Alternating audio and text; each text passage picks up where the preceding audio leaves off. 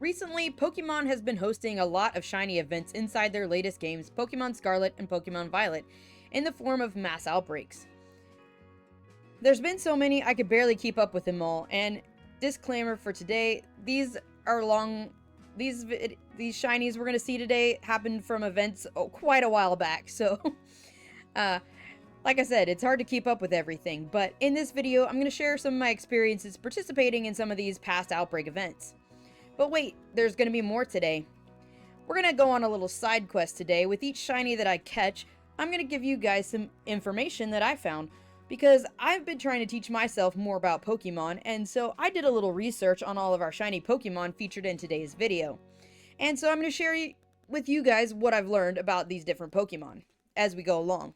So stick with me and let's find some cool facts about Pokemon today.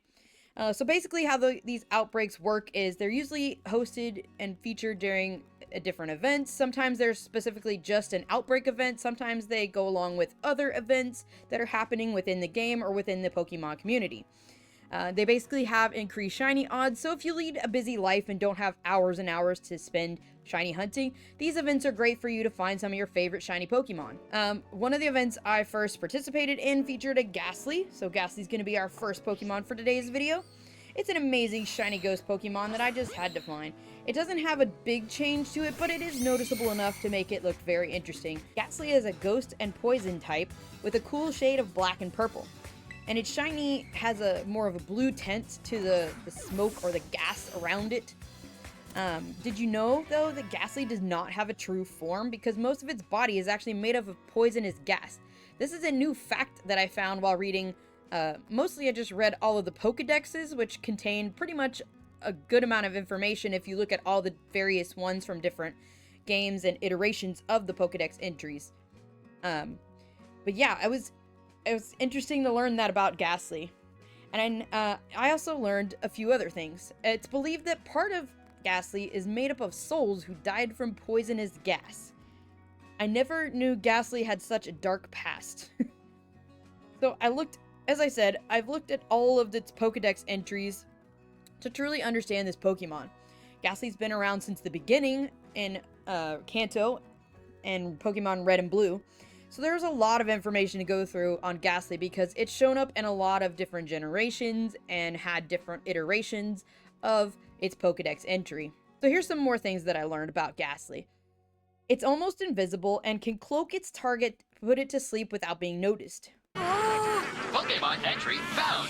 Ghastly, a ghost Pokemon. It is usually invisible. Its specialty is hypnosis. Ghastly? You're really a Pokemon? Since it's a ghost, Ghastly is often found at night and inside abandoned buildings. It can easily sneak into any place that it desires. One Pokedex entry reads, "Should a strange light be seen flickering in an abandoned building, Ghastly is lurking there." Ooh, spooky. It appears it has no real shape, but appears to be made of gas. It gives off a sweet scent, but can cause anyone who smells it to faint. Let's just think about that for a moment. Like, how is Ghastly, like, so dangerous? Wow, I never knew this. Like, I learned so much that I was just like, wow. That's just interesting. Like, these Pokemon have a dark past, and we so often don't even think about it. So a few more facts that I learned here from the Pokedex entries. Due to its gas-like body, it can be blown away by the wind. Groups of Ghastly often use wind to escape their enemies. So they can also use buildings to protect themselves from wind. So if they don't want to get blown away, they can find protection, and yeah, it's pretty interesting. There's another entry that read, "It said that gas emanating from a graveyard was possessed by the grievances of the deceased and thus became a Pokemon." Now let's just chew on that for just a second, because that means Ghastly came from the deceased. Just like, who wrote this stuff up and thought it up? Like, wow. During the World Championship event, and this was the 2024 World Championship event, okay? So this is like a year back now. I told you guys this was a while back, you know. Let's continue. I got Shiny Comfey, which was featured during outbreak events for last year's World Championship event that took place in Hawaii in 2024. They featured Comfy as one of their mascots for the championships and even designed a special plushie for it for people to get. So here's some facts that I learned about Comfy. Comfy's actually a really small Pokemon, but it looks larger because a ring of flowers it holds on its vine. And here's what I learned from different Pokedexes. Comfy picks flowers with its vine, decorates itself with them. It stretches sticky vines out from its head.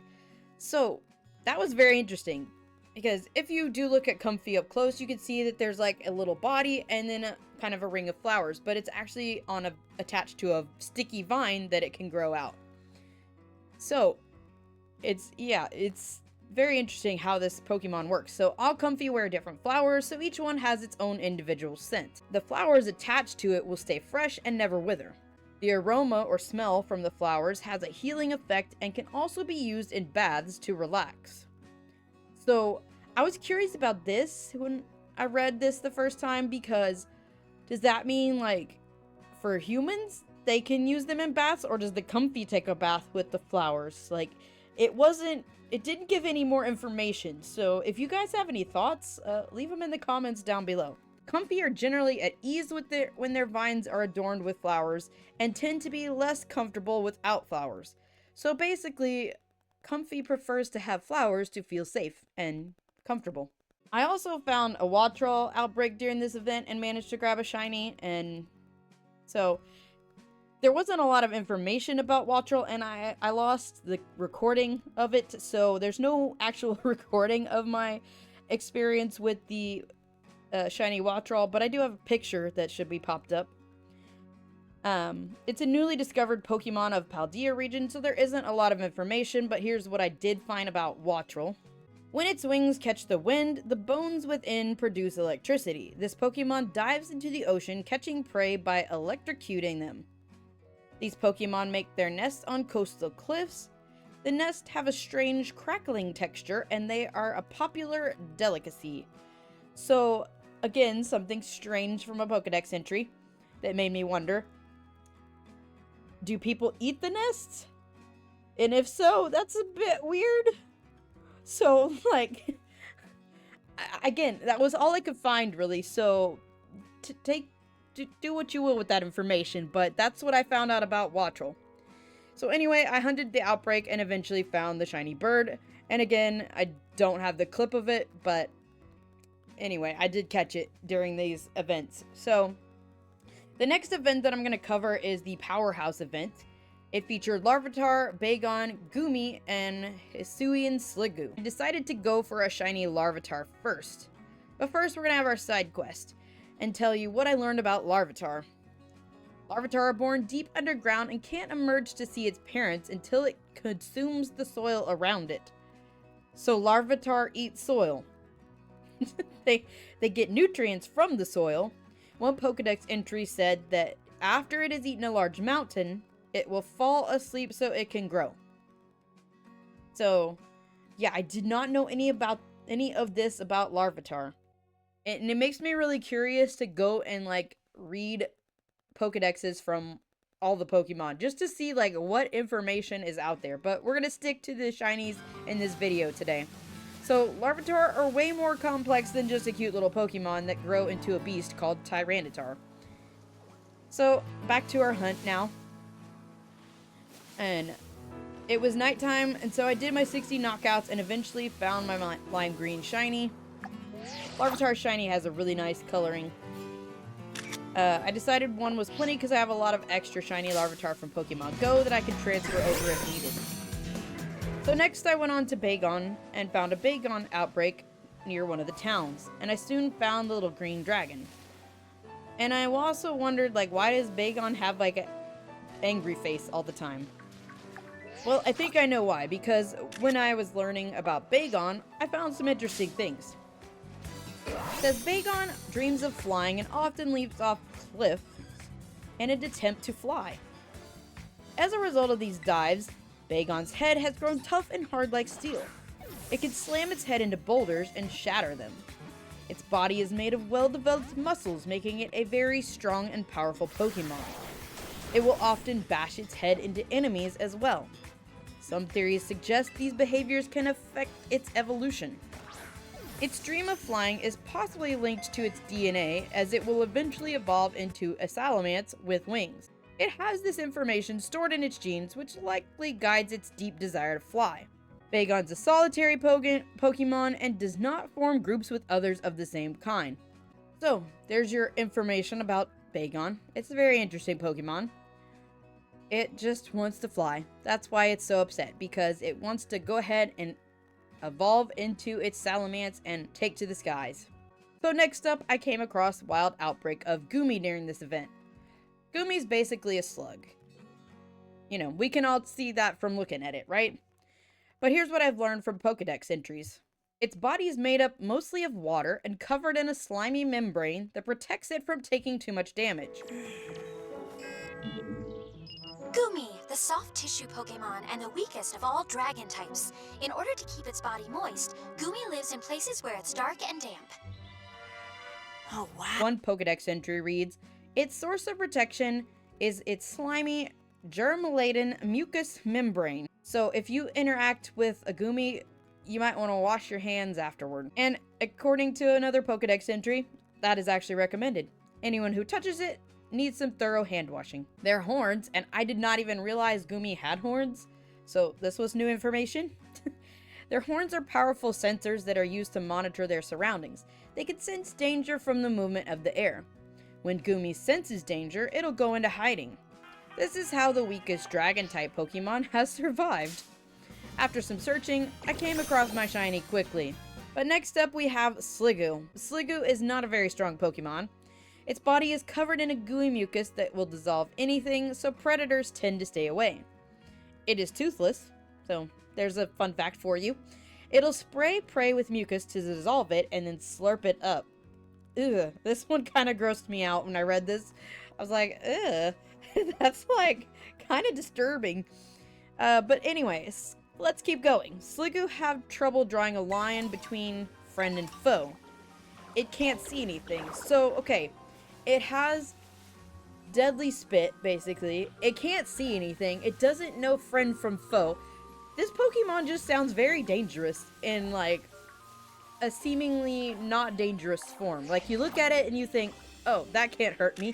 But then you read about all this stuff and you're like, whoa, that's more dangerous than it looks. Sometimes it will try to melt and eat the species it gets along with. The swirly shell on its back contains and protects all its vital organs. In Hisui, the shell turned metallic due to its mucus reacting with the iron in Hisui's waters. Its 4 horns can act as a radar system that can sense sounds, smells, and alert the Sliggoo to danger. It took me a while to find my first shiny Sliggoo while I was looking, and in a little while later, I soon found another, so I did manage to find my shiny, and I learned quite a bit about it. So, our next event, we're moving on now to our next Pokemon.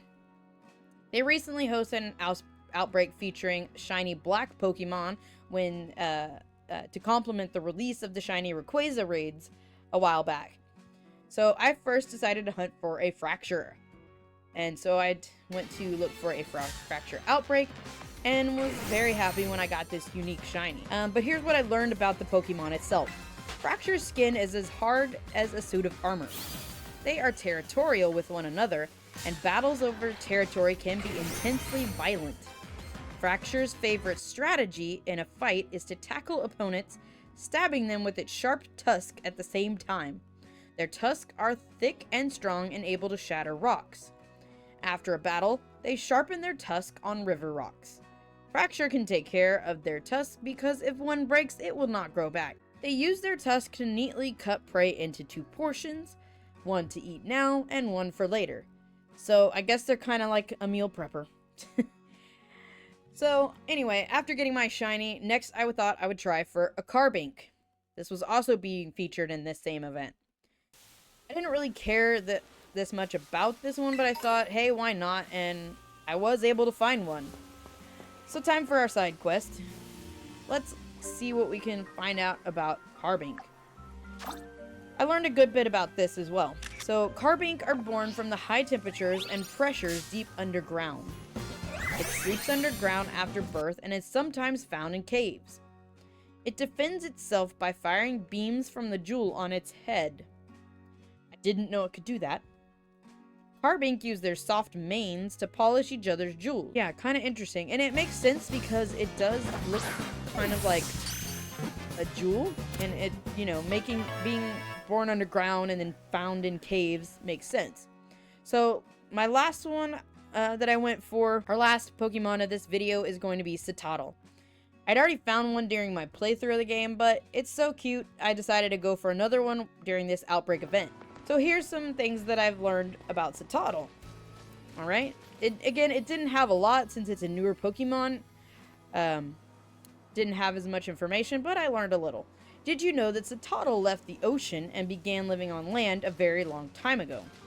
Didn't know it started as an ocean or water type Pokemon, and it seems to be closely related to a Whalmer, which makes sense thinking about the body shape.